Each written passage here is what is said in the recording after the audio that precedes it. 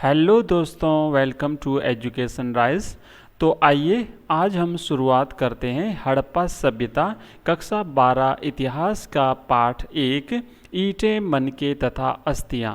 इस अध्याय में हम सबसे पहले पढ़ेंगे सामाजिक भिन्नताओं के बारे में, उसके बाद हड़प्पा सभ्यता के शिल्प उत्पादन के बारे में और उसके बाद हम पढ़ेंगे व्यापारिक संबंधों के बारे में कि हड़प्पा सभ्यता का कि व्यापारिक संबंध कैसा रहा था अलग अलग स्थानों से। तो सबसे पहले सामाजिक विभिन्नताओं का अवलोकन करते हैं। सामाजिक विभिन्नताओं को समझने के लिए इतिहासकारों ने कई सारी चीज़ों का अवलोकन किया था। हड़प्पा सभ्यता के सामाजिक विभिन्नताओं को समझने के लिए जो अलग अलग प्रकार की चीज़ों का अवलोकन किया गया, उसमें सबसे पहली चीज़ जो है वो है समाधान। जैसे कि आप मिस्र के पिरामिडों के बारे में जानते हैं, मिस्र में ये जो पिरामिड बनाए जाते थे, इन पिरामिडों के अंदर लोगों को दफनाया जाता था। ये मिस्र के पिरामिड हड़प्पा सभ्यता के समकालीन थे। इसमें से कई पिरामिड राजकीय समाधान हुआ करते थे। शासकों के जो डेड बॉडीज़ होती थी उनको इसके अंदर दफनाया जाता था और साथ ही साथ उनके शवों के साथ में बहुत ही कीमती उपयोगी चीज़ें भी साथ में दफन की जाती थी। ऐसी मान्यता थी कि ये सारी चीज़ें वहाँ जाकर के उनको मिलेगी। जहाँ पर बहुत सारी मात्रा में धन और संपत्ति पाई गई हैं इन पिरामिडों में। आगे हम बात करते हैं कि इसी प्रकार जो हड़प्पा सभ्यता है उसमें भी मृतकों को गड्ढों में दफनाया जाता था। हड़प्पा सभ्यता में किसी प्रकार के पिरामिड तो नहीं थे, लेकिन वहाँ पर खुदाई करके गड्ढों के अंदर उन लोगों को दफनाया जाता था, जैसा कि आप यहाँ पर चित्रों में देख सकते हैं। ये जो लोग हैं ना, ये गड्ढों के अंदर दफनाए गए हैं और साथ ही साथ इनके साथ में कई सारी चीज़ें भी प्राप्त हुई हैं इनकी कब्रों से। तो ये चीज़ें इस बात का एक प्रूफ था, यहाँ पर भी एक प्रमाण था कि ये चीज़ें वहाँ जाकर के इनको मिलती हैं। तो काफ़ी हद तक समानता है दोनों ही प्रकार के समाधानों में, मिस्र के पिरामिडों में और साथ ही साथ जो सिंधु घाटी सभ्यता थी इसमें। लेकिन इसके बावजूद कुछ भिन्नताएं भी देखने को मिलती हैं, जैसे कि वहाँ पर पिरामिड बनाए जाते थे मिस्र में, और जो सिंधु घाटी सभ्यता थी यहाँ पर किसी प्रकार के पिरामिड नहीं बनाए जाते थे, जबकि इन शवों को गड्ढों में दफनाया जाता था। तो ये सामाजिक भिन्नता को दर्शाता है। ये दोनों सभ्यताओं की सामाजिक विभिन्नताओं का जो है एक प्रकार का यहाँ पर अंतर हमें देखने को मिलता है। उसके बाद में हम आगे देखते हैं कि कुछ कब्रों में मृदभांड एवं आभूषण प्राप्त हुए हैं। सिंधु घाटी सभ्यता की जो कब्रें जो खुदाई हुई है, उन कब्रों के साथ में कुछ इस प्रकार के मिट्टी के बर्तन एवं आभूषण प्राप्त हुए हैं, जो इस मान्यता की ओर संकेत करते हैं कि इन वस्तुओं का प्रयोग मरणोपरांत भी किया जा सकता है। ऐसी सिंधु घाटी सभ्यता के लोगों की मान्यता थी। महिला और पुरुष दोनों की ही कब्रों से आभूषण प्राप्त हुए हैं। तो इस बात से ये सिद्ध होता है कि दोनों ही जो है वो आभूषण पहना करते थे। इसका मतलब यह था कि पुरुष भी उस समय आभूषण पहनते थे, स्त्रियां भी आभूषण पहनती थी। कहीं कहीं पर मृतकों को तांबे के बर्तनों के साथ भी दफनाया जाता था। ये इस बात का प्रूफ था कि ये बर्तन उन्हें आगे जो है उनके जीवन में काम आएंगे यहाँ से जाने के बाद। अब हम सामाजिक विभिन्नताओं को पहचानने की जो अन्य विधियां हैं उसके बारे में जानते हैं, जो इतिहासकारों ने प्रयोग में ली हैं। यहाँ पर दो प्रकार की चीज़ों के बारे में पता चलता है। एक होती है दैनिक उपयोग की वस्तुएं। इसमें मिट्टी और बर्तन से बनी दैनिक उपयोग की वस्तुएं प्राप्त हुई है, जैसा कि आप चित्र में देख सकते हैं। जैसे मृदभांड है, चक्कियाँ हैं, इस प्रकार के छोटे बड़े बर्तन जो कि प्राप्त हुए हैं सिंधु घाटी सभ्यता से। उसके साथ में दूसरे प्रकार की जो चीज़ें हैं वो है विलासिता की वस्तुएं। तो ये जो वस्तुएं हैं इनको दो भागों में विभाजित किया है। एक वस्तुएं तो है दैनिक उपयोग की वस्तुएं और दूसरा है विलासिता की वस्तुएं। बहुमूल्य वस्तुएं केवल हड़प्पा और मोहनजोदड़ो जैसी बड़ी बस्तियों में पाई गई है। वहाँ पर ऐसा माना जाता था कि लोग समृद्धिशाली थे, ये एक नगरीय सभ्यता थी और ये जो बड़े नगर थे सिंधु घाटी सभ्यता के हड़प्पा और मोहनजोदड़ो, ये दो बड़े नगर प्राप्त हुए हैं। तो यहाँ से जो है वो बहुमूल्य वस्तुएं प्राप्त हुई हैं। इस सभ्यता में सोना दुर्लभ था और आज की ही तरह उस समय भी सोना कीमती माना जाता था, ऐसी संभावना जताई गई है।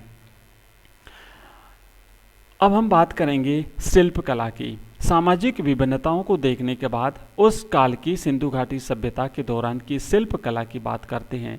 एक नृत्य करती हुई स्त्री की मूर्ति मिली है, इसे डांसिंग गर्ल भी कहते हैं। आप ये चित्र देख सकते हैं, ये जो है ये एक कांसे की मूर्ति मिली है नृत्य करती हुई स्त्री की।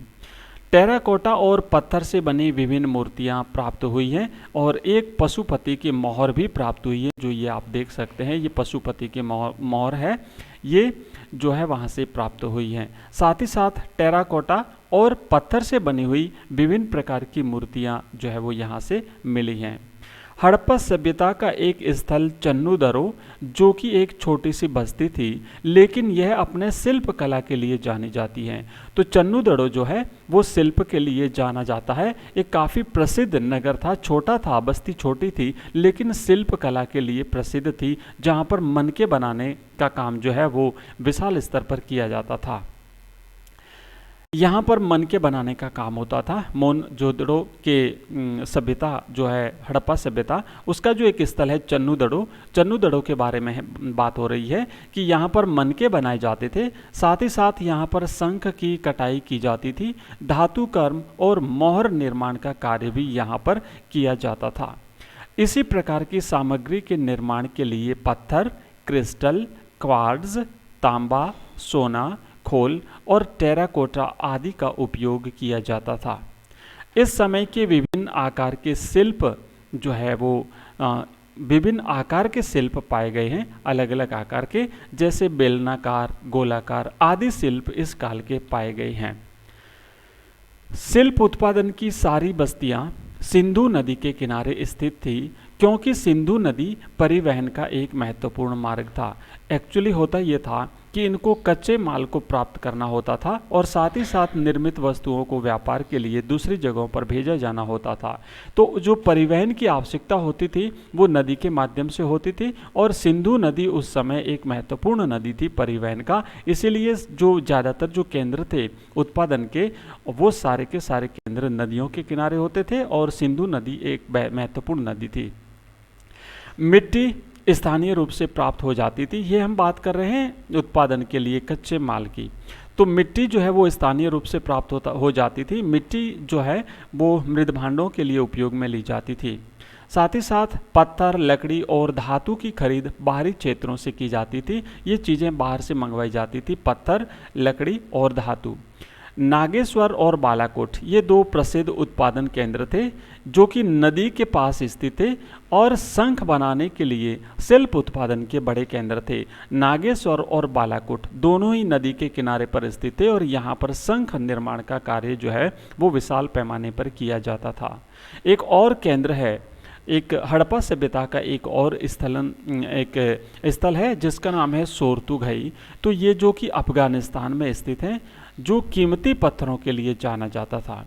राजस्थान के खेतड़ी और गुजरात के कच्छ क्षेत्र से धातुएं जो है वो मंगाई जाती थी। ये धातुओं के लिए जाने जाते थे दोनों स्थल। अब हम बात करेंगे सिंधु घाटी सभ्यता के व्यापारिक संबंधों के बारे में कि इनकी जो व्यापारिक संबंध थे अलग अलग स्थानों से वो कैसे थे। व्यापार जो है ज़्यादातर धातु और शिल्प का होता था। धातु और शिल्प का व्यापार किया जाता था। व्यापार अनाज के साथ विनिमय प्रणाली पर आधारित था।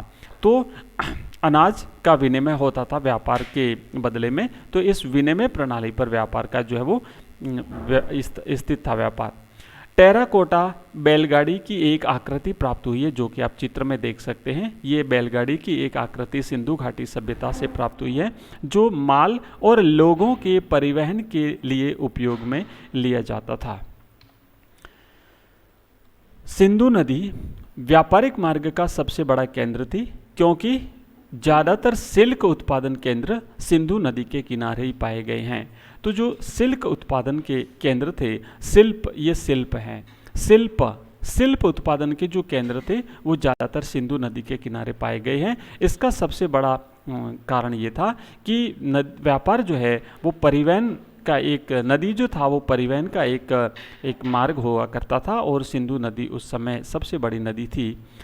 इस स्थान से एक मोहर भी पाई गई है जिस पर नाव का चित्र अंकित है। आप ये देख सकते हैं मोहर, ये इस पर एक नाव का चित्र अंकित है।